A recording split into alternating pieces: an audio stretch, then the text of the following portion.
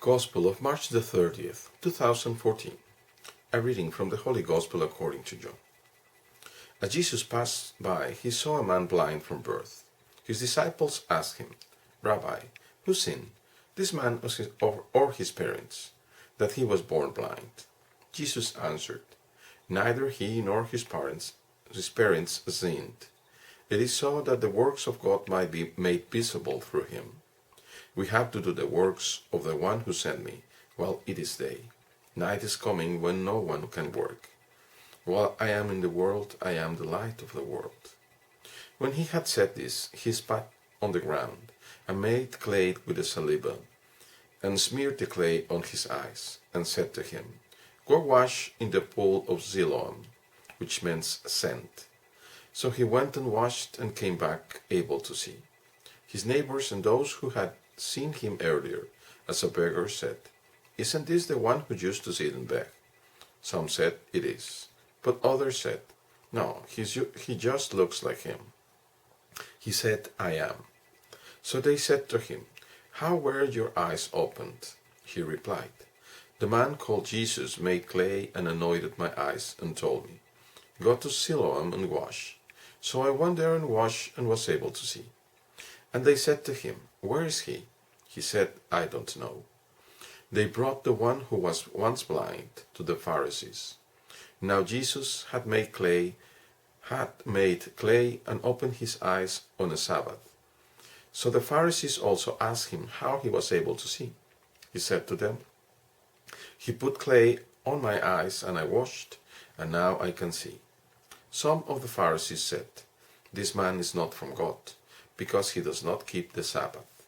But others said, How can a sinful man do such signs? And there was a division among them.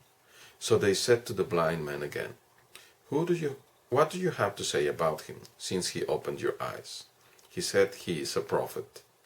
Now the Jews did not believe him, that he had been blind and gained his sight, until they summoned the parents of the one who had gained his sight. They asked him, Is this your son, who you say was born blind? How does he see now? His parents answered him, We know that this is our son, and that he was born blind. We do not know how he sees now, nor do we know who opened his eyes. Ask him, he is of age. He can speak for himself. His parents said this because they were afraid of the Jews, for the Jews had already agreed that if anyone acknowledged him as the Christ, he would be expelled from the synagogue.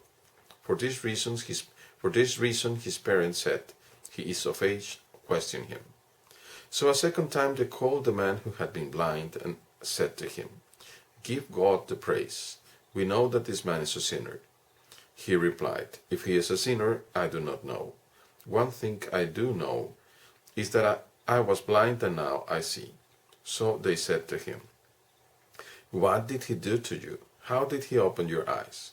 He answered them, I told you already and you don't listen to me. Why do you want to hear it again? Do you want to become his disciples too? They ridiculed him and said, You are that man's disciple.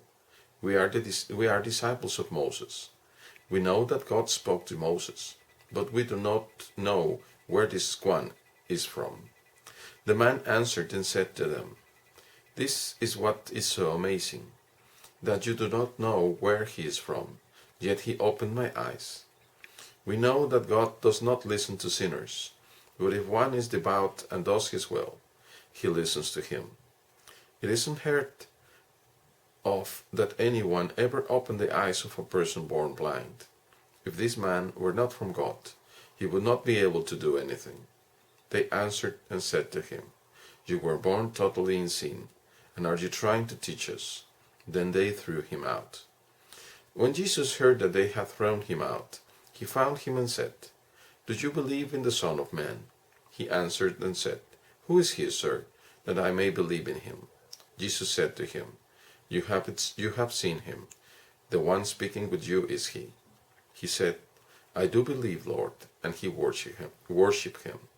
Then Jesus said, I came into this world for judgment, so that those who do not see might see, and those who see might become blind. Some of the Pharisees who were with him heard this and said to him, Surely we are not also blind, are we? Jesus said to them, if you were blind, you would have no sin. But now you're saying, we see, so your sin remains. Gospel of the Lord, praise to you, Lord Jesus Christ. We have a lengthy gospel today, and I would like to point just a few considerations.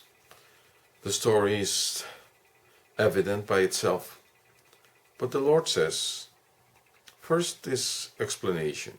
Who sinned, this man or his parents? And the Lord answers, neither he or his parents sinned.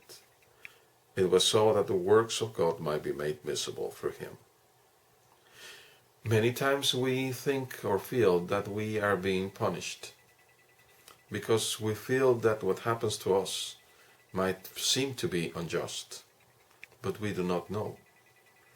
It is much better, rather than thinking that way, to hope and wait on the Lord and to pray and keep ourselves in grace. We see how the Lord speaks of himself. I am the light of the world. Just close your eyes right now and suddenly everything turns black, dark. Imagine how painful it is, how difficult it is to live without sight, being blind. Suddenly you are not self-sufficient. Suddenly you cannot prepare your food, not transport yourself anywhere. Certainly cannot drive your car.